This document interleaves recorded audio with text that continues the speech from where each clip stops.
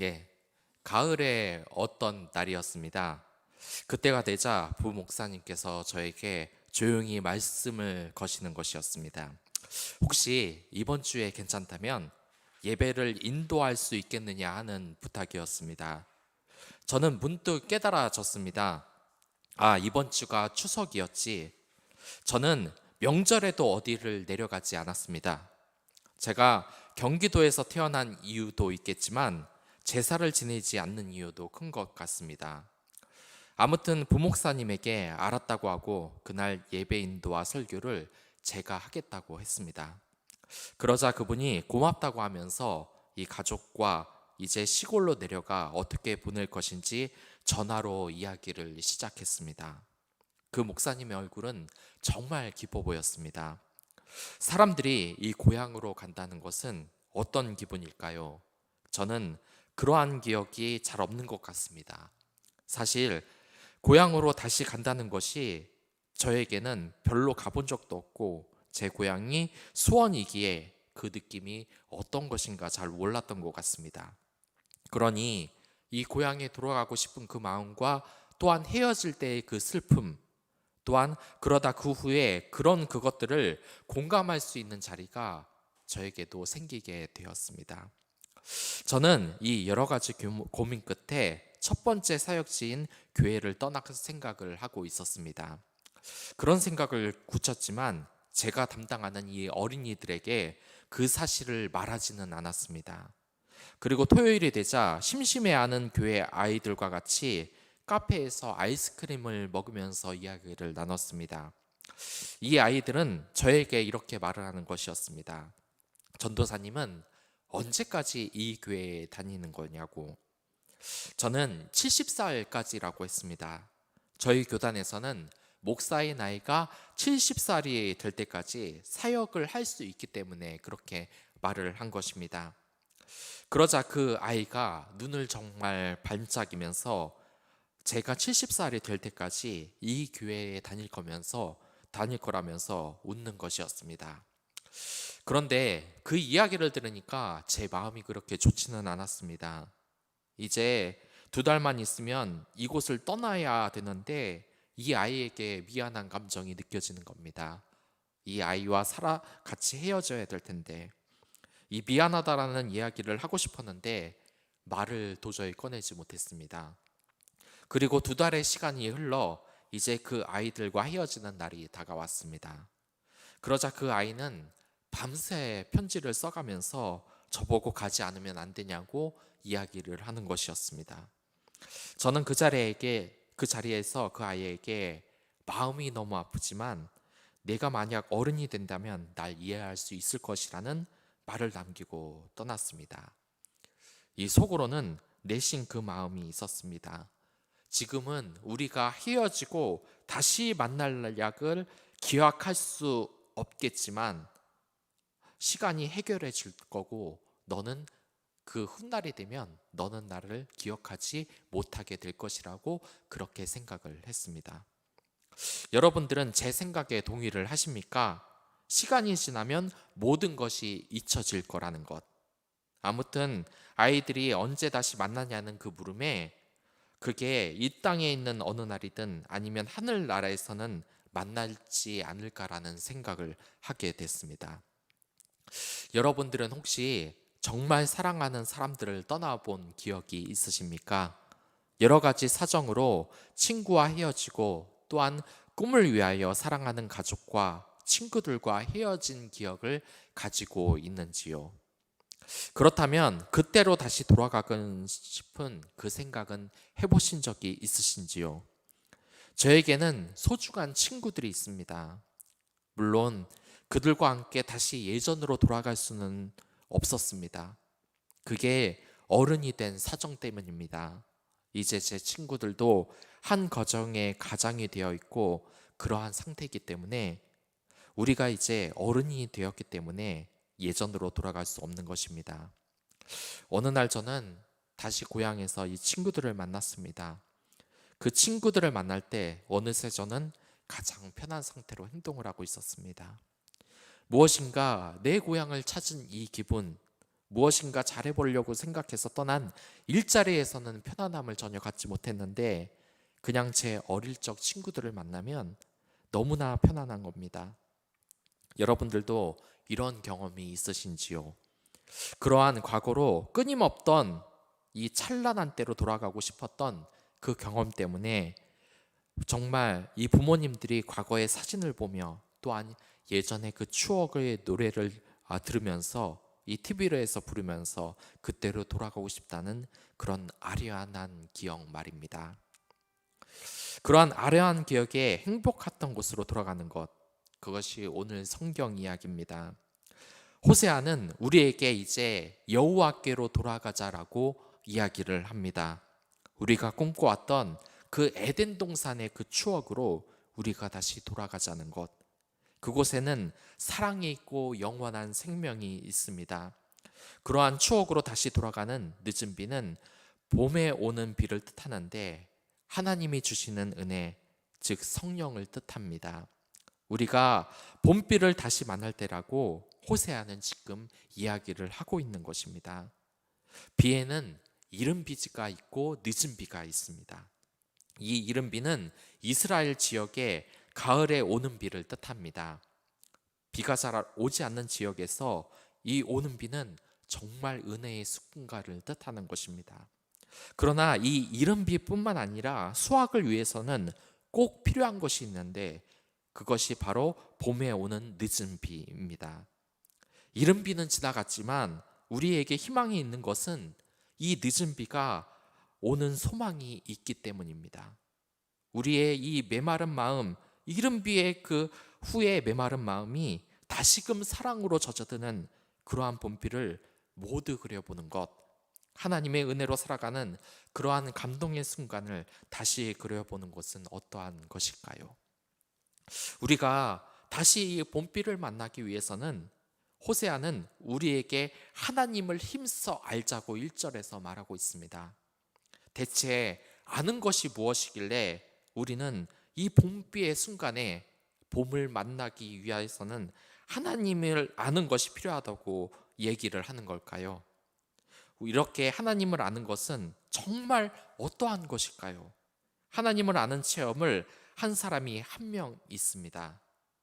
혹시 여러분들 이 3단 논법이라고 들어보신 적이 있으신가요? 사람들은 이러한 3단 논법이 늘 정확하다고 믿습니다. 대표적인 3단 논법은 이러한 것입니다. 1. 모든 사람은 죽는다. 2. 소크라테스는 사람이다.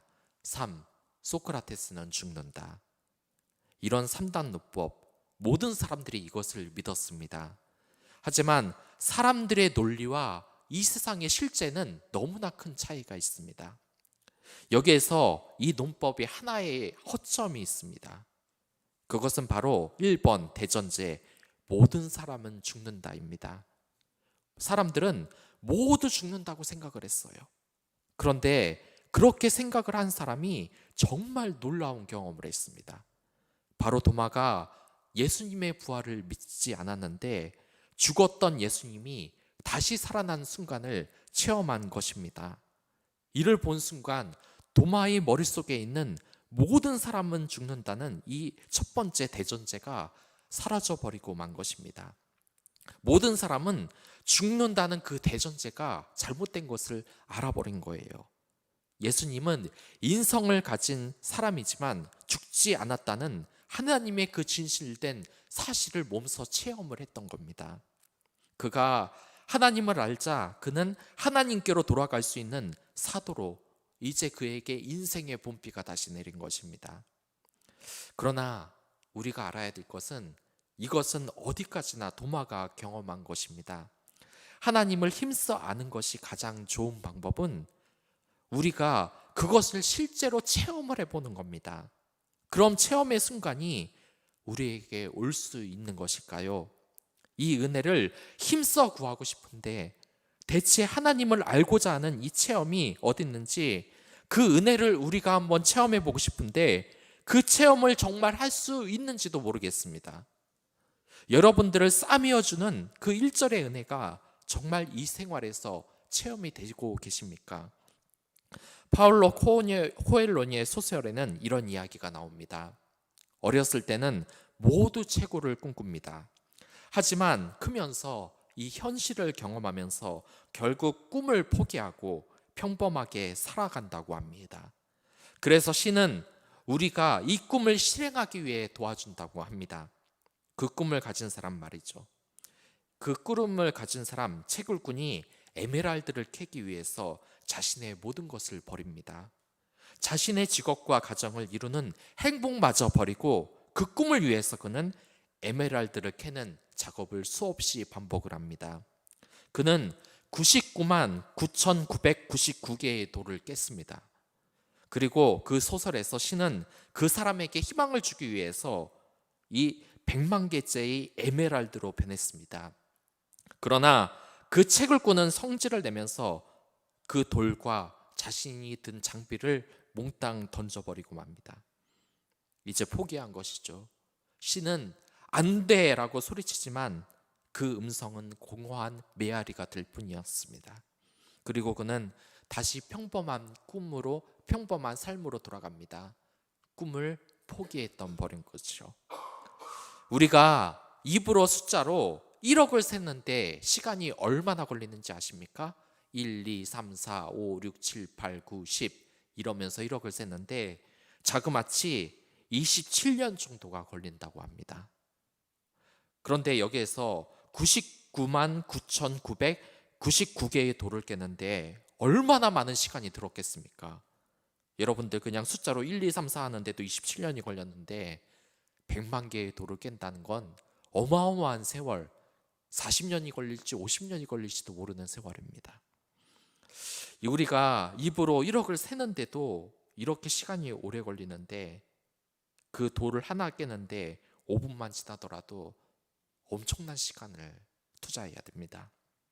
우리와 하나님의 거리는 상상을 초월할 정도로 멀리 있는 것 같습니다. 그만큼 그분과의 거리감도 상당하고 우리가 하나님을 체험한다는 것은 불가능에 가깝다는 생각이 듭니다. 그분의 피조물인 우주는 정말 넓습니다. 우리가 달 나라 여행을 했을 때만 해도 이 우주의 시대가 열리는 듯 했습니다.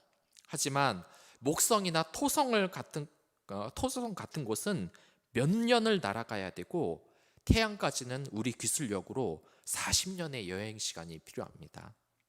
우리가 가진 이 기술로 태양계 바깥에 있는 가장 가까운 안드로메다 은하까지는 250만 년이 걸립니다. 더 무서운 건 이 우주가 지금 시간마다 계속해서 팽창을 해서 더 커지고 있다는 사실입니다.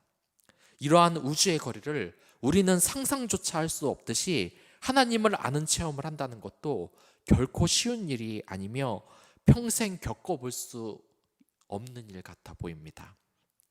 하나님에 대한 체험은 다른 사람의 것이 아니라 내가 체험을 해야 되는 것입니다. 다른 사람들이 아는 것이 아니라 내가 하나님을 알아야 하는 것입니다. 결혼을 안 한 목회자가 가정과 부부에 대해서 설교하면 그것을 회중들이 공감하지 못하는 것은 그 목회자가 아직 결혼을 경험해 보지 못했기 때문입니다. 왜 현장 직원들이 자신들의 상사에게 불만을 가지고 무시를 하겠습니까? 그들이 현장을 경험해 보지 못했기 때문입니다. 오직 나에게 한 번만 그 하나님의 은혜의 체험을 주신다면 내 마음에 이 봄비가 내릴 수 있을 텐데, 뜨겁게 찬양하며 기도할 수 있을 텐데, 열의를 내면서 찾아갈 수 있을 텐데, 그 촉촉한 봄비로 마음을 적시면서 생명력 있게 살아갈 수 있을 텐데. 여러분들, 여기에서 나오는 북이스라엘과 남유다의 백성들 역시 지금 같은 문제를 가지고 있었습니다. 하나님을 체험한 적이 없으니 하나님을 알지도 못하는 겁니다. 그들 역시 우리와 똑같은 문제를 지금 가지고 있습니다. 나에게 그 은혜의 체험이 한 번이라도 있으면 좋을 텐데 그 은혜의 경험이 없는 겁니다. 그들이 하나님과 떨어져 있는 그 거리감이 정말 어느 정도인지 그들의 영혼이 죽어가고 있는데도 그들은 하나님을 알려는 생각조차 하고 있지 않습니다. 일주일에 교회에 한 번 나가는 습관만 들이고 전혀 하나님에 대한 그 사랑을 경험하지 못하는 것처럼 그들의 마음은 지금 예배와 제사는 드리지만 전혀 하나님을 체험하지 못하는 죽은 마음의 상태와 같은 겁니다. 이 봄비를 만나지 못하면 더 이상 그 영혼이 살아날 수 없는 지경까지 간 것입니다. 지금 여호와께로 돌아가자고 하는데, 그리고 여호와를 힘써 알고자 하는데 대체 그것이 무엇이길래, 내가 하나님을 체험을 해야 이 여호와를 알 텐데 하나님과의 그 거리감은 점점점 멀어지고 그들의 심령이 죽어가는 것도 이제는 못 느끼는 그러한 심각한 상태로 멸망을 향해 치닫아 있는 것입니다. 영적으로 죽어가는 그들의 상태가 너무 심각했기 때문에 호세아는 우리가 힘써 여호와를 알고 그 아픈 곳을 하나님께서 싸매어 주실 것이기 때문에 돌아가자고 이야기하는 겁니다. 돌아가기 위해서 알자고 하는 겁니다. 알기 위해서 체험을 하자는 겁니다. 여러분들에게 질문해 보겠습니다. 여러분들 하나님을 정말 아십니까? 어떤 분이라고 알고 계십니까? 안다면 하나님을 체험한 그때는 언제였습니까? 이 질문은 대단히 중요한 겁니다. 만약 여러분들이 하나님을 찾을 필요조차 느끼지 않았다면 체험했을 가능성도 없었을 것이고, 그러기에 하나님을 알기는 불가능에 가깝습니다. 제가 어렸을 때 공부를 거의 하지 않았기 때문에 집에 참고서를 사놓고 그것을 한 번도 본 적이 없습니다. 그것을 동생에게 물려주면 왜 이렇게 책이 깨끗하냐고 물었습니다. 아무리 학년이 지나도 전혀 공부할 필요를 느끼지 못했기에 제 학습 수준은 백지에 가까웠습니다. 여러분들은 하나님을 찾을 필요성을 느끼신 적이 있습니까? 그 필요성도 느끼지 못했다면 하나님을 아직 안다고 말하기는 힘들 것입니다. 저는 하나님을 체험했을까요? 제 경험을 말하자면 저는 하나님을 알아야 하는 필요성을 느낀 경험이 한 번 있습니다. 제가 사역을 했을 때 한 청년이 교회에 왔습니다. 그런데 이 청년은 우리 교회에서 아는 청년이 연락을 받고 온 것이라고 말을 했습니다. 그래서 이 청년이란 이야기를 하는데, 예전에 교회를 잠깐 다녔지만 사업 때문에 바빠서 교회를 더 이상 나가지 않는다고 했습니다. 정말 사업이 대성공을 했다고 합니다. 교회를 다닐 틈도 없이 바빴다고 합니다. 커피 사업과 이 위료 사업을 하면 족족 대박을 터뜨렸습니다. 그런데 코로나가 오고 사업도 제대로 되지 않고 여러 가지 심각한 문제들이 생기게 되었습니다.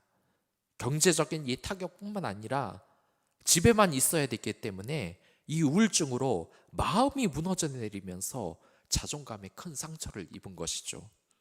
그래서 이 청년이 정말 죽을 것 같다는 생각으로 교회를 다시 오게 된 것을 알게 되었습니다. 그리고 저 또한 떠올리게 됐습니다. 내가 언제 하나님을 찾게 되었는가? 저는 그냥 인생을 살기 싫었던 것 같습니다. 열심히 공부해서 원하는 대학에 갔지만 대학에 가고서 인생의 목표가 완전히 사라졌습니다. 직장에 가도 늘 끝나는 시간만을 기다렸기에 저를 두고서 걱정하는 직장 동료들도 있었습니다. 마음이 떠나 있었기에 회사 공동체 사람에게 본의 아니게 피해를 주고 매일 정말 죽지 못해 사는 날 같았습니다. 이걸 보고 저보고 배부르다고 생각하실지는 모르겠지만 인생의 목표가 없으면 정말 그런 마음이 들게 됩니다. 또한 결혼을 생각했는데 그것도 잘 안 되자 그냥 살기가 싫어졌습니다. 심지어 회사에 출근해도 이 차에서 통근버스가 사고가 나서 입원해서 아무것도 하지 않았으면 좋겠다는 생각밖에 나지 않을 정도였습니다. 군대에서도 그러죠. 어디 가서 넘어져서 하나 부러져가지고 병원에 가서 실컷 쉬다가 전역을 했으면 좋겠다. 저는 회사에서 늘상 그 생각뿐이었습니다. 사는 게 그냥 시간만 보내는 것이고 모든 것을 포기하고 싶었습니다. 그러자 문득 제 친구가 생각이 났습니다. 제 친구들은 모두 교회에서 사는 친구들이었기에 이 친구를 통하여서 하나님께 기도드리면 내 마음에 위로가 되지 않을까, 뭔가 살 의미를 찾지 않을까 하는 기대였습니다. 이것이 하나님을 알기 위한 그러한 단계입니다. 하나님을 알고 찾을 만한 동기가 있어야 체험이 있기 때문입니다. 여기에서 나타난 이 이스라엘 백성에게 호세아는 지금 여호와께 돌아가자고 이야기를 하고 있습니다. 그리고 힘써 알자고 합니다. 이것은 지금 백성들이 하나님을 알아야 하는 필요성을 못 느끼고 있다는 말입니다. 그리고 호세아는 하나님을 찾아야 할 동기를 그들에게 지금 이야기를 하고 있습니다. 그들이 지금 벌로 인해 커다란 영적인 벌을 받은 상태고, 이대로 가다간 구원이 아닌 저주로 타락해 가는데, 하나님을 알고자 찾으면 이 고통에서 벗어날 수 있다고 계속해서 이야기를 하는 겁니다. 그 죽어가는 마음에 성령의 봄비가 내리면서 생명력을 얻으라고 지금 이야기를 하고 있는 것입니다. 호세아가 이스라엘 백성들이 회복되기를 원하는 것은 그가 이스라엘이 지금 병든 상태라는 것을 알았다는 겁니다. 그러나 이것을 그들은 모르고 있었어요. 제가 아는 형의 집에 갔을 때의 일입니다. 그때 밤늦게 회식을 하고 집이 멀어서 안산에 있는 집에서 자는데, 계속해서 이 이불을 덮고 있는데 기침이 나는 겁니다. 몸이 안 좋아서 그런 건가? 내가 감기에 걸렸나? 이 자고 아침에 일어났더니만 왜 그렇게 기침을 했는지 알겠는 겁니다. 그때 제가 신앙을 가지지 않았을 때라서 술에 취해 있어서 밤에는 잘 몰랐는데, 이 햇빛이 방 안을 싹 비추고 있는데 이렇게 방바닥을 딱 보니까 제가 어제 걸어 들어온 발자국이 방바닥에 성명이 찍혀 있는 겁니다. 그 이유가 이 형이 방 청소를 하도 안 해서 방바닥에 발자국이 생길 정도로 먼지가 쌓여 있던 겁니다. 그리고 혹시나 해서 이불을 털어봤더니 먼지가 말도 못하게 나오는 겁니다. 이러니까 기침이 안 나올 수가 없는 거죠. 옆에 있는 다른 친구가 형 보고 제발 좀 청소 좀 하라고 하니까 이 형은 이 정도면 깨끗한데 뭐가 걱정이냐고 합니다. 원래 위생관념을 모르는 사람에게는 청소하라는 말을 100번 해도 못 알아듣는 겁니다. 또 이런 이야기도 있습니다. 어떤 목사님의 말인데, 사람은 누구나 아침에 일어나면 자신을 단장하는 데 시간을 씁니다. 하루의 생활을 위해서 자신을 단장하는 데 할애하는 시간은 사람마다 차이는 있지만, 단장하지 않은 채 이 잠자리에 일어난 부스스한 모습 그대로 하루를 시작하는 사람은 거의 없습니다. 외모에 거의 신경을 쓰지 않는 남자라 할지라도 최소한 시간을 들여서 세수는 하고 머리는 감고 나옵니다. 일반적으로 이 여성들은 말할 필요도 없습니다. 아침에 씻고 옷을 갈아입고 화장을 하는데 걸리는 시간은 1시간 정도 걸린다고 합니다. 제가 여자가 아니라서 정확한 것은 아닙니다. 이것은 1년이면 365시간이고 하루 18시간 근무에 적용하면 45일 이상 일해야 되는 엄청난 작업량입니다. 하지만 어떤 여성도 이것을 끔찍한 노동이라고 생각하지 않습니다. 하루 동안 만날 사람에게 단정한 모습을 보여주기 위해서 그 단장하는 시간을 갖는 것에 대해서 당연한 일로 생각을 하기 때문입니다. 그러면 여러분들, 한 사람의 그리스도인이 하나님 앞에서 하루를 단정하게 맞이하고 하루를 승리하면서 살기 위해서 자신의 영혼을 단장하는 데는 어느 정도 시간을 필요하겠습니까? 이 문제는 사람마다 답이 다를 겁니다. 하지만 분명한 사실은 상당히 많은 시간이 요구된다는 겁니다. 그러나 지금도 많은 그리스도인들이 시간과 노력을 투자하여 이 영혼을 단장하기 위해서 그 하루 살 채비를 하는 일을 소홀히 하고 있습니다. 그럴 수밖에 없는 것이 이들은 일의 노예가 되었어요. 아침부터 밤까지 허덕이면서 지금 기도할 생각이 어딨냐, 성경을 읽을 시간이 어딨냐, 영혼을 단장할 일이 그 시간이 어딨냐고 말을 하고 있습니다. 그래서 그리스도를 정말 깊게 생각하고 목표 같은 것들에 대해서는 생각조차 하지 않고 살고 있습니다. 시간 되면 일어나서 세수하고 밥 먹고 일 시작하고, 시간 되면 다시 돌아와서 세수하고 밥 먹고 누워서 TV 보다가 잠들고 마는 것입니다. 그 목사님께서는 이런 수준의 삶이 동물 수준의 삶이라고 이야기를 합니다. 구원받은 신자가 이렇게 살다가 죽는 것은 정말 커다란 죄악입니다. 이것은 받은 구원을 쓰레기통에 집어 던지는 것과 마찬가지입니다. 그런데 이런 변명이 떠오를지도 모르겠습니다. 영혼을 돌아보며 사는 게 싫어서 지금 그렇게 안 사는 것이 아니다. 너무 바쁘고 힘이 들어 그렇게 못 사는 것뿐이다. 즉, 자신의 영혼에 어떤 도전을 주고 그 영혼으로 하여금 하루를 감당할 수 있도록 힘을 춘천해주는 은혜 생활을 위해서 헌신할 만한 그런 여력이 자신에게 없다고 이야기를 하는 겁니다. 그런데 이런 생각은 두 가지 측면에서 굉장히 잘못된 생각입니다. 첫째로, 이것은 더 이상 하나님을 향해 나아갈 위지가 없다는 것을 지금 표현하는 겁니다. 둘째로, 이것은 사실상 하나님이 없는 삶을 선택한다는 의미입니다.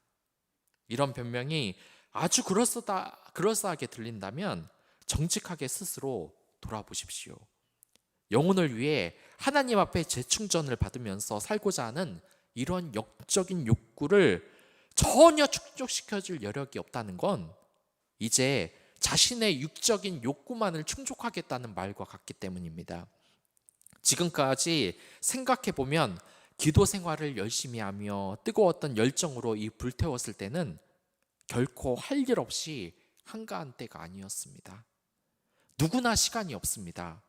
하지만 영혼이 죽어가고 전혀 단장이 되어 있지 않은, 정말 눈곱이 끼고 머리가 사방으로 뻗쳐 있는 상태인데 그 심각성에 대해서 눈을 감는다는 것은 가장 중요한 문제에 눈을 감아버리고 전혀 씻지 않는 채로 이 일터에 나가는 것과 똑같은 것입니다.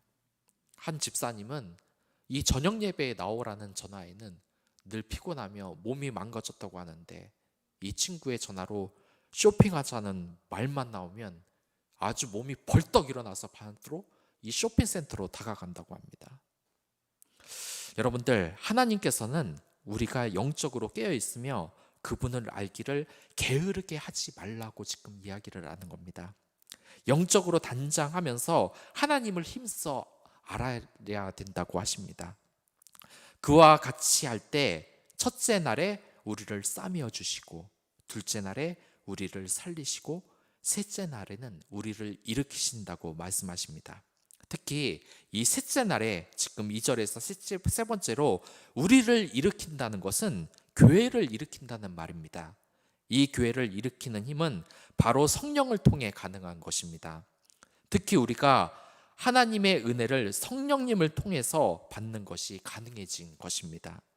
그리고 이 세 번째로 교회를 일으킨다는 것은 성령의 비를 맞는 것, 봄비를 만날 때를 의미하는 겁니다.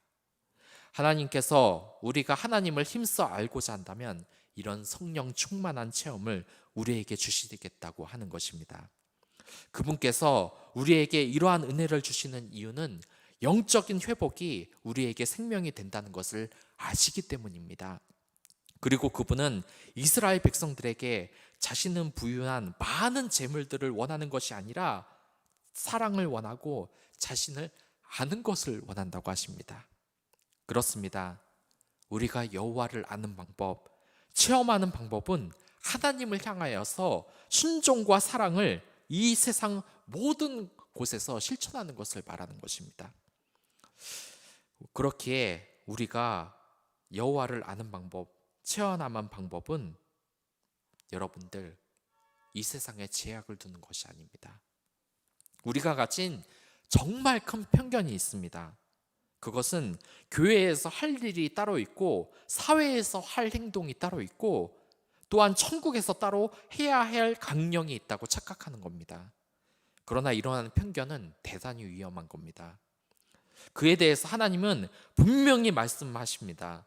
매일 예배드리고 찬양한다고 그러한 예배와 제사를 내가 기쁘게 받을 것 같냐?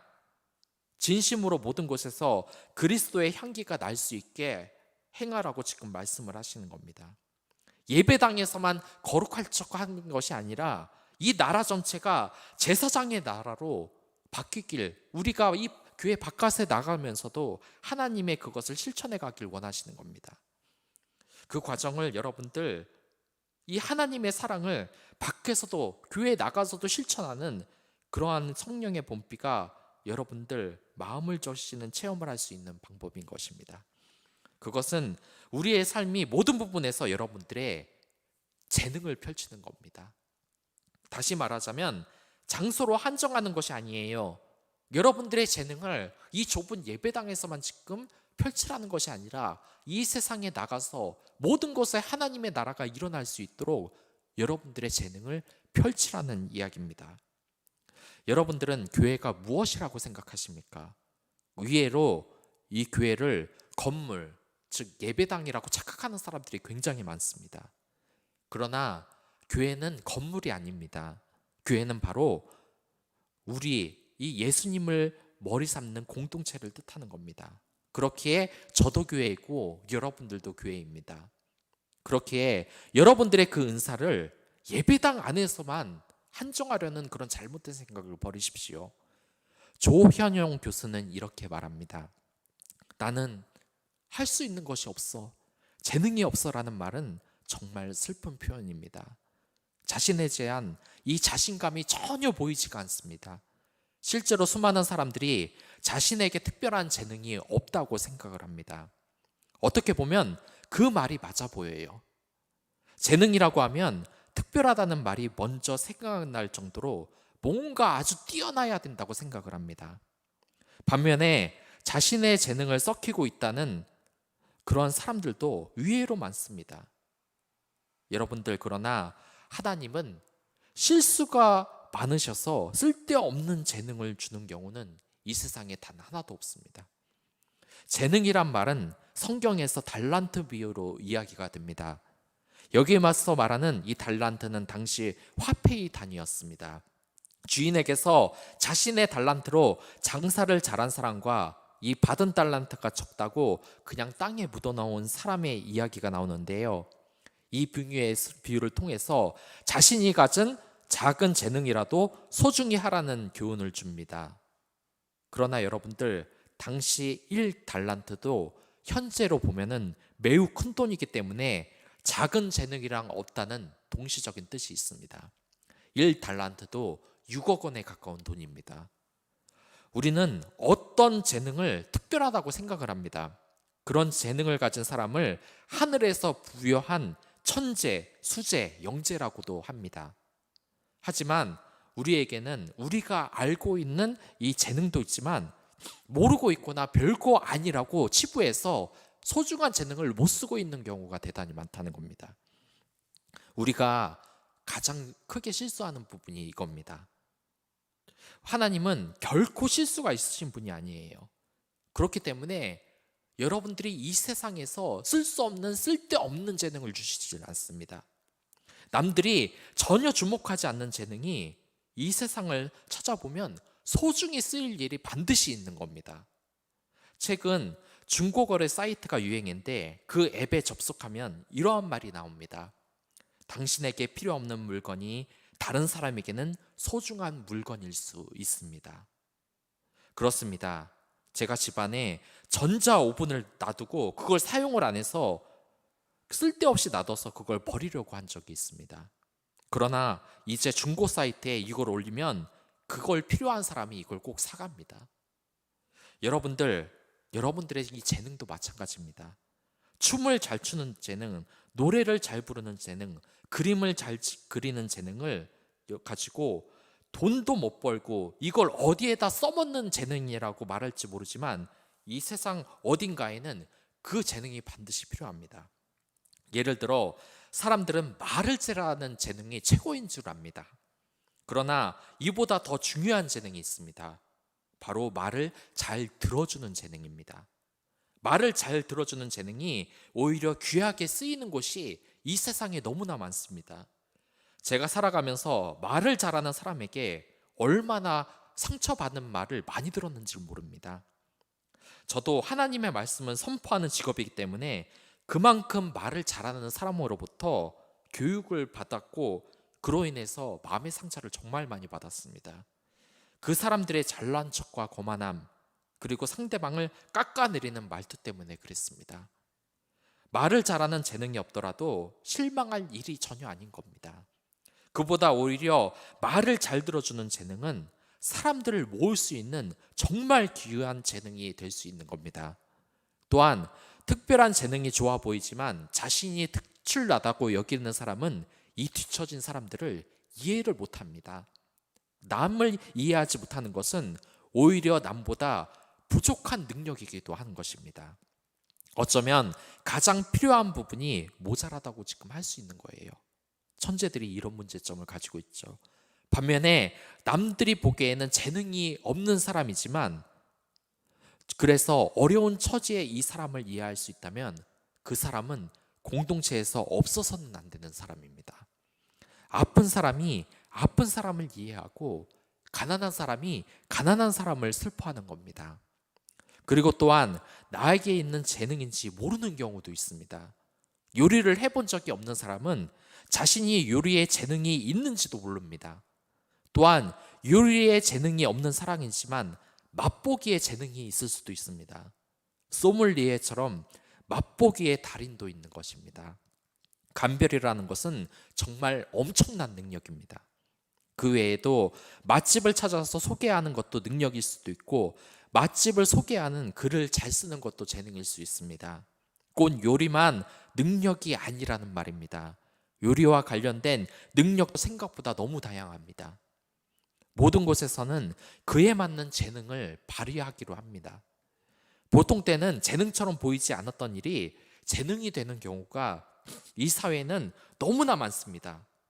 지금 쓸 수 없는 재능이 나중에 귀하게 쓰이는 것이죠. 땅을 파는 능력이 평소에는 별 능력이 아닌 것처럼 보이지만 야영을 가거나 집을 지을 일이 생기면 중요한 능력이 되는 것입니다. 못을 박는 것도, 풀을 뽑는 것도, 설거지하는 것도 모두 능력입니다. 그래서 어떤 때는 의미 없는 일을 하는 것처럼 보여도 살면서 필요한 능력을 배우는 과정으로 볼 수 있는 겁니다. 생각해 보면 여러분들이 가진 그 재능, 하나님이 주신 그 재능은 절대 쓸모없는 경우가 없습니다. 만약 여러분들이 진짜 하나님을 알고 싶다면 그 능력을 사회 곳곳에, 선한 곳에 한번 발휘해 보시길 바라겠습니다. 딸을 파는 능력이 있다면 그것이 필요한 일터로 가십시오. 그곳에서 집이 필요한 사람들을 위해 선한 영향력을 펼치십시오. 진정으로 하나님을 만나는 것은 우리가 가진 이 은사와 재능을 가지고 이 사회에서 일을 하면서 이 복음에 선한 영향력을 퍼뜨리는 겁니다. 지금 하나님은 그것을 말하고 있는 거예요. 예배당에서 찬송가 부르고 말씀 듣고 아멘하고 예배당 밖으로 나가서 아무것도 안 하는 이 악독한 종이 되지 말라고 우리에게 얘기를 하는 겁니다. 가정을 돌보지 않고 매일 교회에 앉아 있는 것은 결코 올바른 생활이 아닙니다. 남에게 피해를 주는 생활을 하며 주도적으로 이 사회에서 그리스도의 선한 영향력을 펼치지 않는 것은 결국 나중에 달란트로 장사를 하지 않고 주님에게 야단맞는 이 어리석은 악한 족과 똑같은 것입니다. 오늘날 교회의 이 영향력이 진정으로 사라진 것은 교회의 공동체가 세상에 나가서 복음을 전하려고 하지 않고 교회를 벗어나지 않기 때문에 벗어난 일이기도 합니다. 여기에 나오는 이 제사장들은 왜 욕을 먹습니까? 제사는 잘 드리지만 사회에 전혀 기여를 하지 않았어요. 오히려 남을 죽이려는 살인의 악독한 마음을 품고 있었습니다. 사회에 전혀 그리스도의 영향력을 기여하지 못하는 것입니다. 한 교회에서 일어났던 일입니다. 그 교회에서는 새신자가 오는 일이 정말 드물었어요. 그날도 정말 이렇게 편안하게 예배를 드리고 있는데 갑자기 새신자가 오더랍니다. 그 교회가 어떻게 됐을까요? 난리가 났습니다. 새신이가 왔는데 어떻게 해야 되나 막 서로 떠들면서 네가 얘기해보라 하다가 같이 다가가서 인사를 하는데 뭐 안녕하세요. 근데 할 말이 없으니까 여기 왜 오셨어요? 막 이렇게 당황하면서 얘기를 했다 그래요. 왜 왔겠습니까? 예배 드리러 왔고 이 교회에 정착할까 해서 왔던 것이죠. 여러분들, 오늘 이 시간부로 그리스도인이라면 직장은 교회와 다른 곳이다라는 생각을 버리시길 바라겠습니다. 그곳에서 하나님이 주신 재능을 펼치며 그곳에서 선한 영향력을 내며 교회 다니는 사람은 뭔가 다르네. 와, 나도 한번 교회 다녀볼까? 이렇게 생각을 가지게 하는 것이 진짜 하나님을 아는 과정입니다. 이 하나님의 사역을 몸소 실천하면 하나님을 아는 체험은 여러분들은 할 수밖에 없습니다. 하나님을 알 수밖에 없습니다.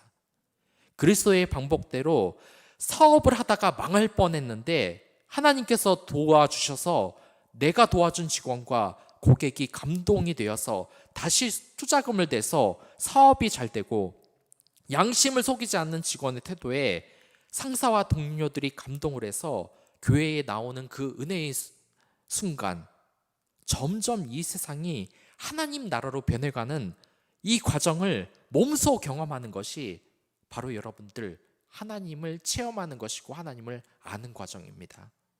바로 이게 예수님을 믿게 되는 도마의 체험이 여러분들의 체험이 되는 겁니다. 하나님의 역사를 직접 경험하고 하나님의 은혜가 이러한 것이구나 알게 되는 것입니다.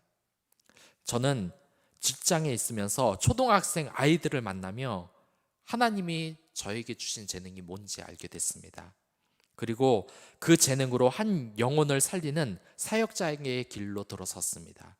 하나님이 당신에게 주신 재능은 무엇입니까? 그리고 그 자리에서 당신은 어떻게 그 분의 이름을 높이며 사역을 할 수 있겠습니까? 이제부터 기도해 보시기 바랍니다. 이제 주를 위해 그 일을 시작을 하십시오. 그러면 이제부터 여러분들의 삶 속에 성령의 봄비를 만나는 생명의 순간으로 다시 에덴 동산으로 돌아갈 수 있을 것입니다. 다 같이 기도하도록 하겠습니다.